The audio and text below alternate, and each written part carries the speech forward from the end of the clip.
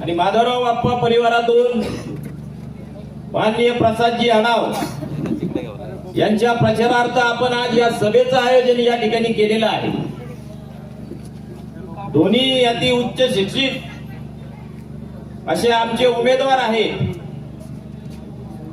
तिसरे आमचे नगराध्यक्ष पदाचे उमेदवार परागजी संदन साहेब, हे सुद्धा शिक्षित आहेत।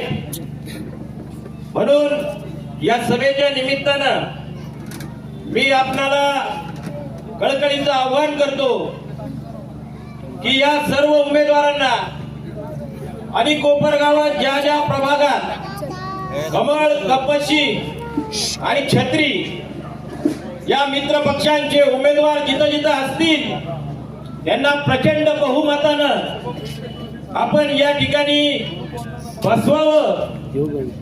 जसं मुख्यमंत्र्यांनी त्यांच्या सभेत सांगितलं की मी तुमचे कुठलेही प्रश्न त्या ठिकाणी ठेवणार नाही। आणि काल बावनकुळे साहेबांनी सुद्धा आपल्याला आश्वासन दिलं की आमचं कमळ या नगरपालिकेत फुलवा, म्हणजे आम्हाला चांगलं काम करण्याची संधी या ठिकाणी उपलब्ध होईल। कोपरगाव नगरपालिकेच्या निवडणुकीनिमित्त सगळ्या प्रभागात जवळजवळ माझ्या सभा आता उरकत आलेल्या आहेत। मित्रांनो, सांगायचं जर झालं, हा उदंड प्रतिसाद बघता आणि जागृत मतदारांच्या भरोश्यावर मी आपल्याला या ठिकाणी सांगू इच्छितो की या कोपरगाव नगरपालिकेतील भारतीय जनता पार्टी आणि मित्र पक्षाचे 30 चे 30 उमेदवार त्या ठिकाणी विजयी होतील आणि नगराध्यक्ष पदाचे उमेदवार परागजी संदान हे मोठ्या मताधिक्याने या ठिकाणी विजयी होतील, असं मी गोकुळ बाबांच्या साक्षीने या ठिकाणी आपल्याला सांगतो। हा झंझावत 21 तारखेला ज्यावेळेस मतपेट्या फुटतील त्यावेळेस आपल्याला समजेल खरोखर आज कोपरगावची जनता त्या ठिकाणी भ्रष्टाचाराने विटलेली आहे। आपण आपल्या कष्टाचे पैसे नगरपालिकेला कराच्या रूपाने भरतो, म्हणतो कर, आपली पाणीपट्टी असेल, आपली घरपट्टी असेल, आपली दुकानपट्टी असेल, आपण आपल्या इमानदारी त्या कष्टाचे पैसे त्या ठिकाणी भरतो। पण त्या भरल्यानंतर त्याची विल्हेवाट त्या ठिकाणी कशी लावली जाते याचा आपण विचार करीत नाही। या ठिकाणी गेले 4 वर्षापूर्वी मागच्या नगरसेवकांची टर्म संपली आणि त्या ठिकाणी प्रशासक आलं। प्रशासक आणि या कोपरगाव तालुक्याचे आमदार यांची सत्ता केवळ त्या कोपरगाव नगरपालिकेत होती आणि ही सत्ता त्या ठिकाणी मात्र भ्रष्टाचाराने व्यापलेली होती। माहितीच्या अधिकारात बरेचशा माहिती मी त्या ठिकाणी काढल्या। प्रचंड असा भ्रष्टाचाराचा वास आणि अतिशय आशावादी असं नेतृत्व आपल्याला लाभलेलं आहे। त्यांच्या नेतृत्वाखाली आणि आदरणीय कोल्हेताईंच्या मार्गदर्शनाखाली आपण आज ही कोपरगावची निवडणूक लढवित आहोत। तरी आज आम्ही दोघं उमेदवार जे आहोत त्यात माझी पत्नी जी आहे हे मला सांगायला आनंद वाटतो की कोपरगावातल्या कोल्हे पार्टीचे 30 आणि समोरच्या पार्टीचे 30 आणि बाकीचे इतर अशा सर्व उमेदवारांमध्ये, महिला उमेदवारांमध्ये सर्वात जास्त शिक्षण तिचं झालेलं आहे। तिचं BSc microbiology, MSc botany, BEd आणि त्यानंतर डिप्लोमा इन फार्मसी एवढं तिचं शिक्षण झालेलं आहे। आणि मला सांगायला अभिमान वाटतो की कोपरगावातली आपली जी बादचंद माणिकचंद इंग्लिश मीडियम स्कूल आहे ही तिने चालू केलेली आहे आणि पहिले 2 वर्ष ती मुख्याध्यापक होती, प्रिन्सिपल होती त्या शाळेचे। सर्व शाळेची घडी ही तिन्ही बसवून दिलेली आहे. तर आपला हा कोपरगावातला प्रभाग क्रमांक 7 जो आहे हा खरा तर कोपरगाव शहराचा आत्मा आहे. कोपरगाव शहराची प्रमुख बाजारपेठ आणि कोपरगाव शहरातला सगळ्यात जुना भाग हा प्रभाग क्रमांक 7 आहे आपला. आणि या प्रभाग क्रमांक 7 मध्ये बबलू भाऊ, तुम्हाला सगळ्यांना माहिती आहे, तुम्ही आतले इथले जाणकार आहात की प्रभाग क्रमांक 7 मधली जी हवा गावात फिरते त्याच्यावर गावाचं भविष्य ठरतं. त्यामुळं आतापर्यंत कोपरगावच्या राजकारणामध्ये 1947 पासून प्रभाग क्रमांक 7 ची सर्वात महत्वाची भूमिका राहिलेली आहे. आणि या आपल्या प्रभाग क्रमांक 7 मधून स्वर्गीय जंगूशेठ अजमेरे असो किंवा स्वर्गीय माधवराव आप्पा असो यासारखे आपल्याला त्या काळी नगराध्यक्ष लाभले, हे आम्ही आमचं भाग्य समजतो. कोपरगावचे पहिले लोकनियुक्त नगराध्यक्ष माधवराव आप्पा आढाव असतील, यांनी 15 वर्ष नगराध्यक्ष पद भोगवलं आणि जंगूशेठ अजमेरे असतील, यांनी 10 वर्ष कोपरगावचं नगराध्यक्ष पद भूषविलं. आपल्याला माहिती आहे की आमचे आजोबा कैलासवासी जंगूशेठ अजमेरेंच्या काळामध्ये 1960 साली जे रस्ते सिमेंटचे झाले, त्यावेळेस अशी सिमेंटचे रस्त्यांची कल्पना कोपरगावातच काय महाराष्ट्रात भारतात सुद्धा नव्हती. परंतु त्यांनी कोपरगाव सारख्या गावामध्ये सिमेंटचे रस्ते करून दाखवले आणि मला सांगायला आनंद वाटतो, अभिमान वाटतो की त्यांच्या कारकिर्दीमध्ये बनविलेले रस्ते आजही तसेच्या तसे आहे. म्हणजे अशा प्रकारचे ज्यांनी खरं समाजासाठी जे योगदान दिलं, काम केलं, अशा परिवाराचे, अशा कुटुंबाचे आम्ही सदस्य आहोत, याचा आम्हाला अभिमान वाटतो. आणि त्यांनी जे समाजकारणाची परंपरा चालवली, तीच परंपरा पुढे चालवण्यासाठी आज आम्ही विवेक भैया सारख्या तरुण, तरफदार आणि अतिशय चांगलं विजन असणाऱ्या नेतृत्वाखाली ही लढाई लढण्याचं ठरविलं आहे. त्यामुळं माझं तुम्हाला आव्हान आहे की आमच्या सारख्या सुशिक्षित उमेदवारांना जर तुम्ही निवडून दिलं तर इथून पुढचा काळही आम्ही आमची कुटुंबाची जी समाजसेवेची परंपरा आहे ती परंपरा चालू ठेवू. आम्ही 90% समाजकारण आणि 10% राजकारण हे कोल्हे परिवाराचं जे ब्रीदवाक्य आहे त्या ब्रीदवाक्यालाच आम्ही पुढे चालू ठेवणार आहे.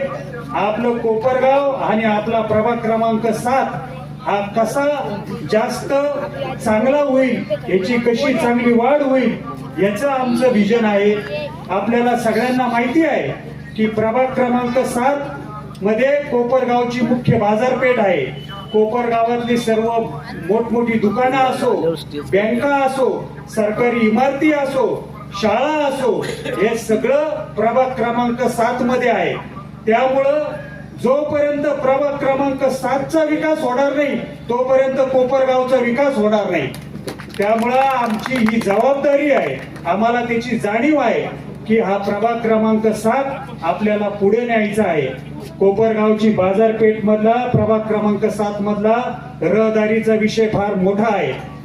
सगळ्या मोठमोठ्या व्यापाऱ्यांनी पैसे खर्च करून दुकानी टाकलेले आहे, परंतु रहदारीमुळं आपल्या गावातल्या किंवा बाहेरून गावात येणाऱ्या लोकांना त्या दुकानीपर्यंत जाता येत नाही आणि त्यामुळं व्यापाऱ्यांचं नुकसान होतं. म्हणून साध्या आणि सोप्या ऑड आणि इव्हन पार्किंग जर केली की आज रस्त्याच्या एका बाजूला तर उद्या रस्त्याच्या दुसऱ्या बाजूला अशी जर पार्किंगची व्यवस्था केली तर सर्व दुकानदारांपुढं सुटसुटीतपणा राहील आणि त्यांच्या दुकानीत ग्राहकांना जाता येईल, त्यांचा व्यापार वाढेल, ही आमची इच्छा आहे. दुसरं म्हणजे सणासुदीच्या काळामध्ये सर्वात जास्त ट्रॅफिक जाम आणि हातावर पोट भरणाऱ्या लोकांची दुकानं ही प्रभाग क्रमांक 7 च्या मेन रोडवर लागतात. परंतु त्यावेळेस अशी परिस्थिती होती की त्या रहदारीमुळे बिचाऱ्या छोट्या व्यावसायिकांनाही धंदा करता येत नाही, त्यांच्यावरही नगरपालिकेचे लोक त्रास देतात, त्यांनाही व्यवसाय करता येत नाही आणि मोठ्या दुकानदारांनाही व्यवसाय करता येत नाही. ते एवढा पैसा खर्च करून माल भरतात दुकानी, परंतु ग्राहकच त्यांच्या पुढे पोहोचू शकत नाही. परंतु सुदैवाने आपल्या प्रभाग क्रमांक 7 मध्ये अशा काही मोकळ्या जागा आहे की ज्याचा वापर आपण सणासुदीच्या काळामध्ये हॉकर झोन निर्माण करण्यासाठी करू शकतो. आणि जर ते आपण हॉकर झोन निर्माण केले तर छोट्या व्यापाऱ्यांपर्यंत सुद्धा ग्राहक अतिशय सहजतेने जातील आणि छोट्या व्यापाऱ्यांना त्रास होणार नाही, खेड्यावाल्यांना त्रास होणार नाही आणि त्यांचा व्यापार तिपटीने वाढेल. आणि शिवाय मोठे जे दुकानदार आहेत ज्यांनी एवढा पैसा भांडवल लावलंय त्यांच्यापर्यंत पण बाहेर गावचा ग्राहक आणि गावातला ग्राहक सहजपणे जाऊ शकतो. दोन जे स्तंभ आहे याच्यावर आम्ही दोघं डॉक्टर आणि आम्ही निश्चित विजयी होणार असे आपले सगळ्यांचे लाडके अशोक भाऊलाकारे, अहमद चाचा, बाविस्कर काका, हाजी साहेब, सर्वच विचार मंचावर उपस्थित सर्व मान्यवर. सगळ्यात पहिले मी माझी ओळख करून देतो. माझं नाव प्रसाद बाळासाहेब आढाव. मी आपल्या प्रभागातून उमेदवारी करतोय. उमेदवारी करायचं कारण पहिले तुम्हाला सांगतो का मी माझे या परिसरात असलेले सगळे मित्र नातेवाईक यांनी मला ही उमेदवारी करायला सांगितलं. तू एक सक्षम उमेदवार म्हणून या प्रभागामध्ये चांगलं काम करू शकतो म्हणून मी ही उमेदवारी आपल्या सगळ्यांच्या जनसेवेसाठी करत आहे. मी इथलाच आहे नाजिम भाई, मी इथंच मोठा झालेला आहे, बरोबर ना मुलीन? तुमच्या सगळ्यांमध्येच मोठा झालेला आहे मी, गल्लीतलाच. दुसरे लोक म्हणतात, तिकडच्या भागातले लोक म्हणतात की हा उमेदवार परका आहे, हा उमेदवार लांबचा आहे. तर डॉक्टर अमोल अजमेरे असतील, मी असतील, आम्ही हे दोघंही या भागात. तुमच्या जवळ 1 मिनिटाच्या अंतरावर आहे. 1 मिनिटात तुम्ही मला फोन केला, आवाज दिला तर मी आणि डॉक्टर दोघंही उमेदवार आम्ही इथे येऊ शकतो. पण आमच्या दोघांचीही गरज तुम्हाला पडणार नाही, कारण इथं बबलू शेठ. आम्ही नगरसेवक होणार नाही तर बबलू शेठच नगरसेवक होणार आहे. सगळा कारभार इथूनच बबलू शेठच्या ऑफिस मधून चालणार. हा सगळा तुम्हाला शब्द देतो. आता दुसरा विषय असा, मी व्यवसायाने सिव्हिल इंजिनियर आहे, बांधकाम व्यावसायिक आहे आणि माझे आजोबा स्वर्गीय माधवराव पाडाव यांच्यापासून आमच्या कुटुंबाला एक राजकीय वारसा लाभलेला आहे. माझे आजोबा सर्वप्रथम लोकनियुक्त नगराध्यक्ष, तसेच सर्वात जास्त काळ या कोपरगाव नगरीचे लोक नगराध्यक्ष. त्यामुळे आमच्या परिवारामध्ये राजकीय म्हणा सामाजिक गोष्टींचा सगळा वारसा पहिल्यापासून आहे. मग समाजकार्याची आवड असल्यामुळं समाज कार्य करता करता राजकारणात आलो. आज तुमच्या समोर उमेदवार म्हणून उभा आहे. माझी या निमित्ताने तुम्हाला विनंती आहे, या गल्लीचे काही प्रश्न असो किंवा ते प्रश्न तर बबलू शेठने ठेवलेलेच नाहीये. प्रत्येकाच्या घरात पाणी आहे, कॉन्क्रीटचे रस्ते. मला एवढंच तुम्हाला प्रश्न विचारायचा आहे की विरोधी उमेदवार दोन्ही जे उभे आहेत आमच्या विरोधामध्ये, ते एक उमेदवार इकडे आले का? मामी आले का इकडे कधी? नाही आले. कोण आलं तुमच्यासाठी? बबलू शेठ. तुमच्यासाठी कोण आहे? आम्ही गल्लीतले, बरोबर ना?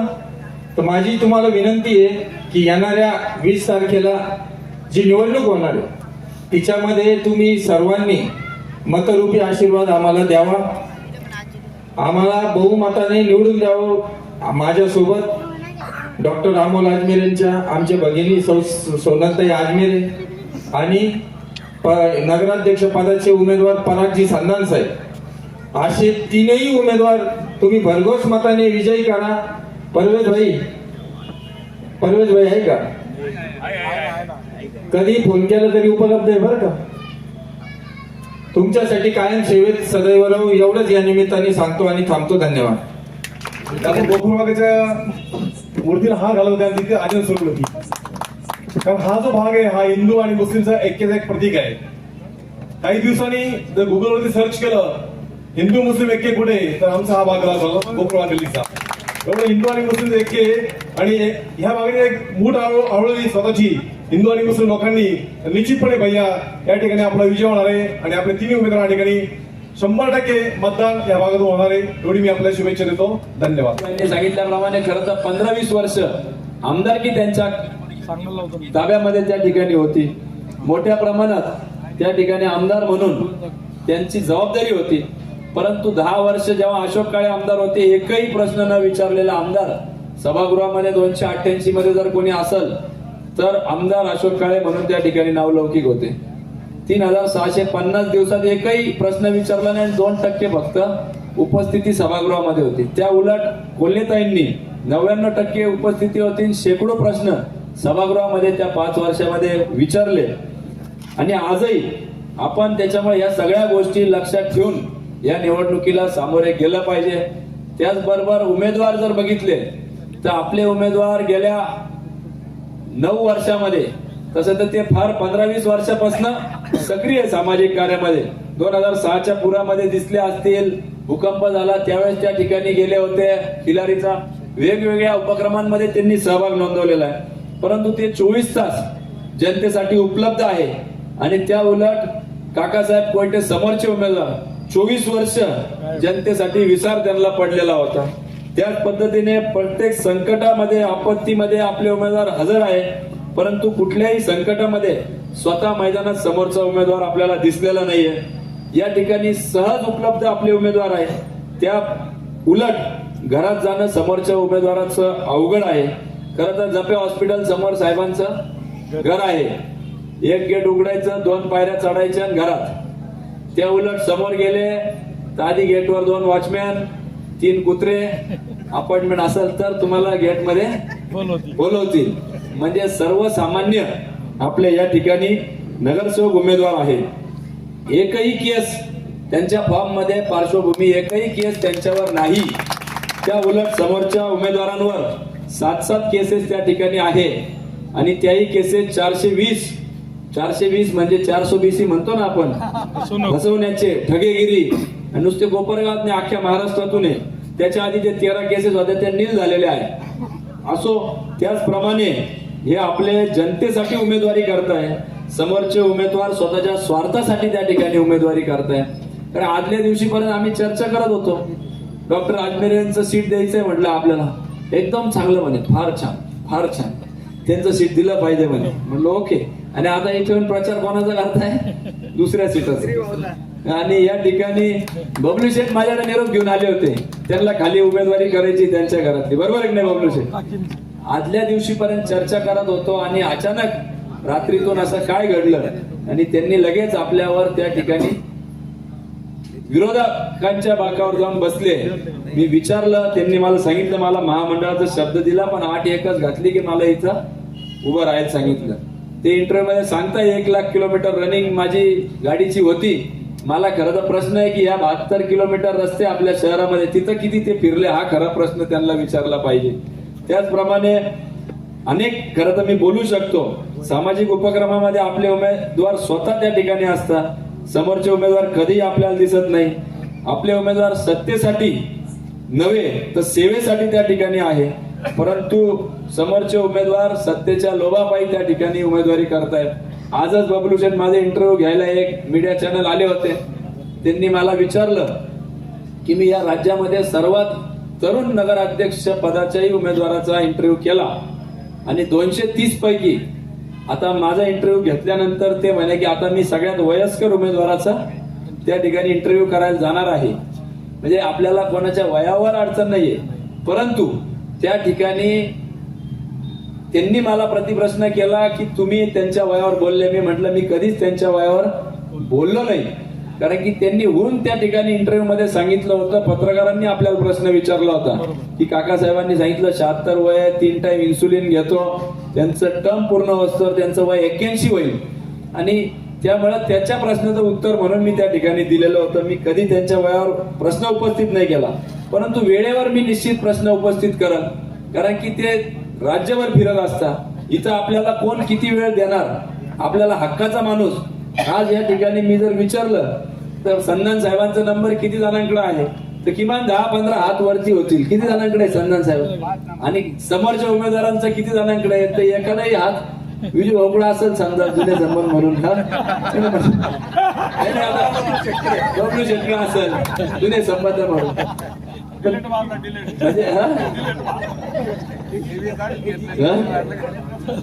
त्याच्यामुळं म्हणजे एसीतला पुढारी नको, आपल्याला सर्वसामान्यांमधला त्या ठिकाणी रस्त्यावर फिरणारा पुढारी त्या ठिकाणी पाहिजे आहे. आणि एवढंच नव्हे, त्याच्याही पुढे जाऊन आपले दोन्ही उमेदवार जे प्रभागामध्ये आहे ते देखील अतिशय उत्कृष्ट सक्षम उमेदवार आपण दिलेले आहे. मला त्यांना विनंती करायची की तुम्ही देखील विश्वासनामा, खरं तर डॉक्टर साहेबांचं विजन फार चांगलं आहे, अति चांगल्या गोष्टी त्यांनी सांगितल्या. आम्ही देखील आमच्या विश्वासनामामध्ये नगरपालिका आपल्या दारी, जसं आता भेटलो तुम्ही म्हणतील ना तर 5 वर्ष दिसणार नाही, अशातले आम्ही नाही. मला 4 वर्षांनी परत मतं मागायला यायचंय तुमच्याकडे, त्याच्यामुळे मी त्या ठिकाणी येणार आहे. आपण या ठिकाणी विश्वासनाम्यामध्ये नगरपालिकेच्या शाळेचे विद्यार्थी आहे, देवेंद्रजींनी सांगितलेलं आहे की त्यामध्ये जे जे शब्द दिलेले ते पूर्ण करण्याची जबाबदारी राज्याच्या मुख्यमंत्र्यांनी घेतलेली आहे. मुख्यमंत्री मोठे का उपमुख्यमंत्री मोठे? मुख्यमंत्रीच ना. मग मुख्यमंत्र्यांनी ती शब्द दिलेला आपल्याला.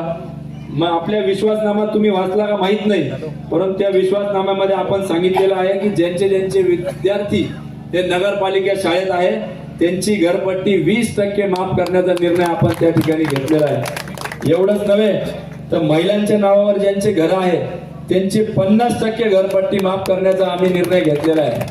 आमच्या महिला भगिनी टाळ्या वाजवत नाही, एक तर त्यांच्या नावाने घर नाही आहे, नसले तर मी कालच आवाहन केलेलं आहे, घर नावावर करायचा आग्रह झाला रात्री घरी गेल्यावर. 50% घरपट्टी माफ करून घ्यायची आपल्याला. आणि एवढेच नव्हे तर दर्जेदार सिमेंट रस्ते आपण त्याच्यात केलेला आहे. नदी सुशोभीकरणासाठी आपण मोठा निधी कुंभमेळ्याच्या धर्तीवर आपण मागणी केलेली. दोन्ही साईडने घाट, jogging track, walking track, cycle track असं आपण प्रस्तावित केलेलं आहे. धूळमुक्त कोपरगावची संकल्पना आपण घेतलेली आहे. नगरपालिका 16 कोटीचं स्वतःचं बजेट आहे, 30 कोटी बाहेरून येतं, तरी पण आपल्याकडे स्वतःची अँब्युलन्स नाहीये. किती दुर्दैवाची गोष्ट आहे. आपण संजीवनी उद्योग समूहाकडून देत असतो जेव्हा गरज पडते तेव्हा, परंतु तुम्हाला मी शब्द देतो पहिल्या 100 दिवसातच आपण त्या ठिकाणी अँब्युलन्स घेऊन आपल्यासाठी मोफत त्या ठिकाणी सुविधा ती उपलब्ध करणार आहोत. अशा अनेक योजना आहेत. त्या व्यतिरिक्त महिलांना समोरच्या पाठीने फॉर्म पाठवले असतील, शिवणकाम करायचं आले ना, अगरबत्ती किंवा हे सगळे आलेच ना, आले ना फॉर्म आले ना. मी ते सांगतोय तुम्हाला, ते सगळे फॉर्म गोळा करून आमच्या डॉक्टर साहेबांनी श्रीकडे द्या. ते कोणाला तरी त्या ठिकाणी लहान मुलांना विमान बनवण्यासाठी देतील. ते तुमच्या काही कामाचे नाही, ते त्यांना तरी कामी येतील. कारण की ते सपशेल धुळफेक आहे, त्याचा नगरपालिकेचा काही संबंध आहे का? ते पडले तरी करू शकता ना, त्यांना समाजसेवा करायची तर ते करू शकता. त्याला काय नगरपालिकेच पाहिजे असं थोडी आहे. ते वैयक्तिक त्यांच्या उद्योग समूहाच्या वतीने करता येईल. त्या उलट आपण संजीवनी उद्योग समूहाच्या माध्यमातून गारमेंट क्लस्टरला कोणी महिला गेल्या होत्या का? आपल्या इथल्या गेल्या होत्या ताई तुम्ही? अजून कोण गेल्या होत्या? तुम्ही तिथंच आहे कामाला का? अच्छा, ते तुमच्याकडे जीवाचं उदाहरण आहे. त्या ठिकाणी आपण गारमेंट क्लस्टर काढलेला आहे. आमच्या महिला काम करता. थोडस अजून अधिकचं लक्ष आता याच्यानंतर देणार आहोत. त्या ठिकाणी आपल्याला किलर जीन्स असेल, वेगवेगळ्या चांगल्या कंपनीचे ऑर्डर्स मिळत आहे. म्हणजे फक्त बोलायसाठी नाही, तर आपण मोठ्या प्रत्यक्षात ती घटना उतरून दाखवलेली आहे. आणि म्हणून बोलण्यासारखे खूप काही गोष्टी आहेत. या ठिकाणी आम्ही काल परवाच भेट देत देत बबलू शेठ आम्ही फिल्ट्रेशन प्लांटला गेलो होतो. त्या ठिकाणी मासा दिसला. आम्ही म्हटलं बरं आता राजकीय पुढारी म्हणून आम्ही म्हटलं अरे मासा घे व्हिडिओ मध्ये आपल्याला दाखवायला चांगलं होईल. तर 1, 2, 3, 4, 100च्या वर मासे मेलेले होते आणि एवढी दुर्गंधी होती. म्हणजे असं वाटलं की या पाणी आपण फिल्ट्रेशन प्लांट सपशेल धुळपेक लोकांच्या डोळ्यात नगरपालिका करते. 3-3 लाख रुपये त्या ठिकाणी फिल्ट्रेशनचे नुसतं त्या प्लांटवर बिलं निघतं महिन्याला, बाकीचे खर्च वेगळाच. आणि बगळे मेलेले, घाण मेलेली, कुठं बेडू काय अतिशय. आणि त्या पाण्याचं आम्ही जेव्हा टेस्टिंग केलं तर 300 TDS हार्डनेस जास्त, फक्त 100च्या आत TDS पाहिजे प्रमाण आहे.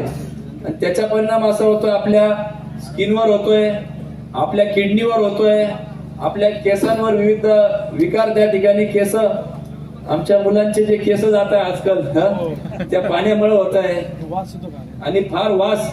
काल परवा आजचं जे पाणी आलंय ते फार घाण. कसं आहे पाणी महिला भगिनी? एकदम घाण पाणी. म्हणजे 300 TDS साधं साफ सुथरं पाणी सुद्धा नगरपालिका देता येत नाही. अशा नगरपालिकेचा खरं तर आपण सगळ्यांनी निषेध केला तितका कमी आहे. असे अनेक उदाहरणं आहेत. परंतु ते कशावर घेऊन जातील निवडणूक? आमच्या याला मारलं न असं केलं न भावनिक करण्याचा प्रयत्न केला. कशातही तथ्य त्या ठिकाणी नाही. त्यांच्या पायाखालची वाळू सरकलेली आहे. आपल्याला येतील आणि सांगतील एक कमळ से डरो, एक कमळाची भीती दाखवतील. अरे ते काय खातं का? आम्ही आहे ना बसलेलो या ठिकाणी ढाल म्हणून. स्वर्गीय कोल्हे साहेबांचे आम्ही सगळे अनुयायी आहोत किंवा त्यांना मानणारे आहोत. त्याच्यामुळं या ठिकाणी 10 मिनिटच झाले.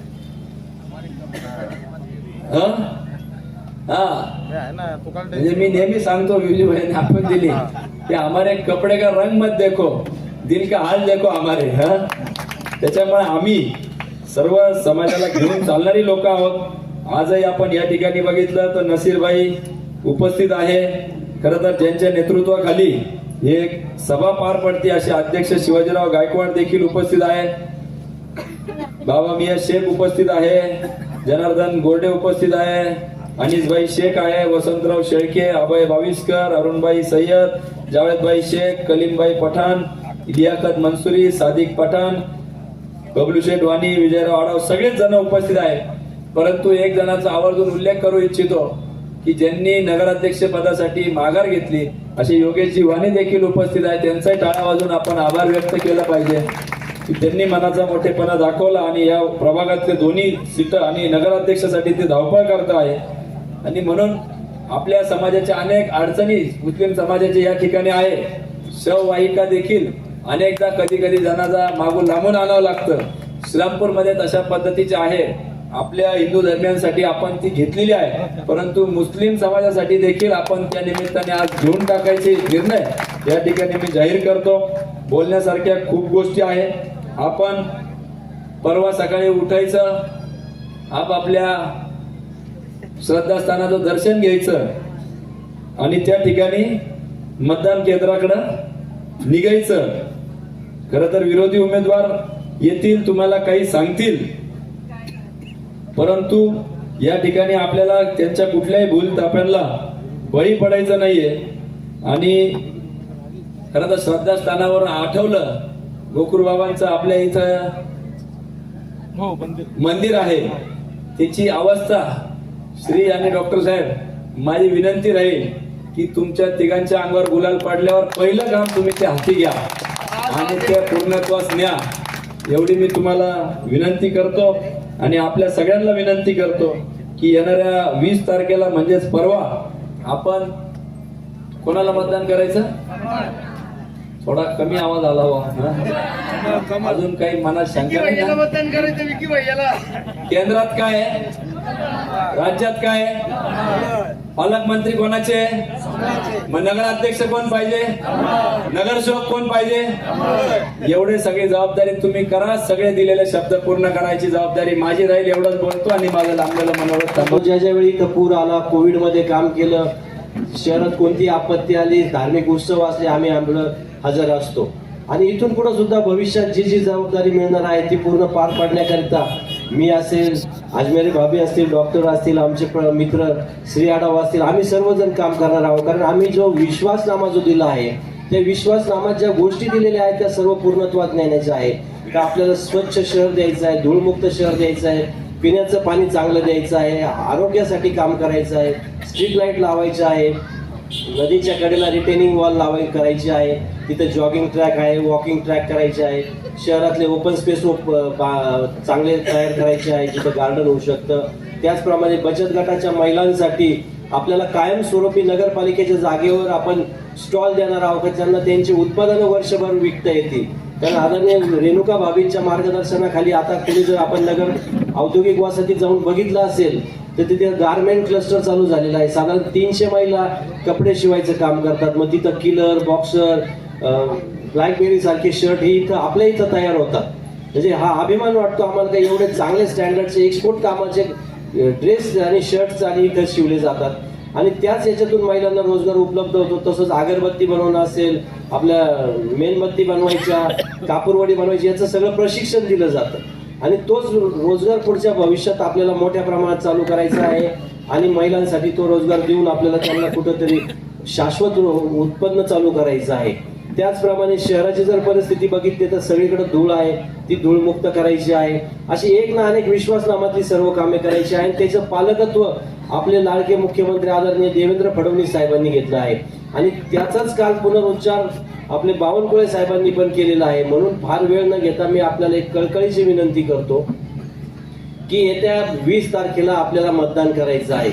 मतदान करून आम्हाला निवडून दिलं म्हणजे काम झालं असं नाही. आमच्या विश्वासनाम्यात वाचा का आम्ही निवडून आल्यानंतर आम्ही एक प्रभाग कमिटी करणार आहोत का ज्यामध्ये ती प्रभाग कमिटी दर 3 महिन्यांनी त्या प्रभागात जाऊन काम करणार आहे.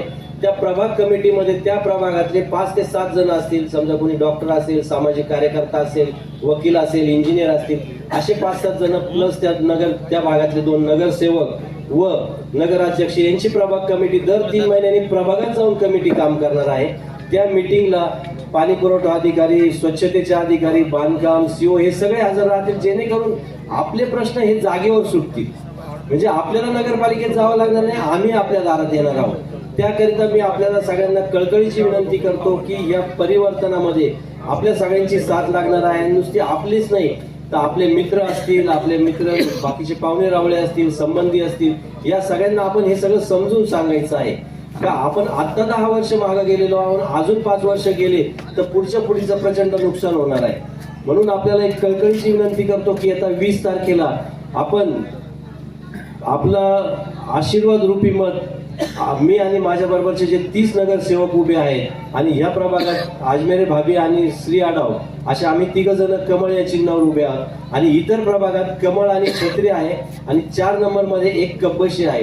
तर आपलं बहुमोल मत आम्हाला देऊन आम्हाला आपली सेवा करण्याकरिता निवडून द्यायचं आहे आणि मला विश्वास आहे की ते आपण करणार आणि आम्हाला प्रचंड बहुमताने निवडून देणार. कारण एवढं काम केल्यानंतर पुढची 5 वर्ष आम्हाला आपलं काम करायचं आहे. म्हणून मी आपल्याला शेवटची विनंती करतो की 20 तारखेला कोणत्याही भूल तापांना बळी न पडता, आता भाईंनी जसं सांगितलं, आजपासून रात्री येतील, दिवसा येतील, उद्या येतील, परंतु 20 तारखेला आपण स्वतः सद्विवेक बुद्धीने जाऊन कमळ या चिन्हासमोरील 3 बटन दाबायचे आहे. एक बटन नगराध्यक्षाचं आहे, 2 नगरसेवकांचे आहे. कारण हे करत असताना 3ही कमळचे बटन दाबायचे आहे. कारण नगराध्यक्ष आला आणि खालचं जर बहुमत नाही आलं तर उपयोग नाही आणि नगरसेवक बहुमतात आले, नगराध्यक्ष असले तरी कामं होणार नाही. त्यामुळे मग आम्ही इथे किती बडबड केली, विश्वासनामा काढला तरी उपयोग होणार नाही. म्हणून आपल्याला विनंती करतो की आपण आपलं बहुमोल मत कमळ या चिन्हा समोरील दाबून आम्हाला प्रचंड बहुमताने निवडून द्यायचं आहे, ही मी आपल्याला विनंती करतो आणि माझे 2 शब्द संपवतो.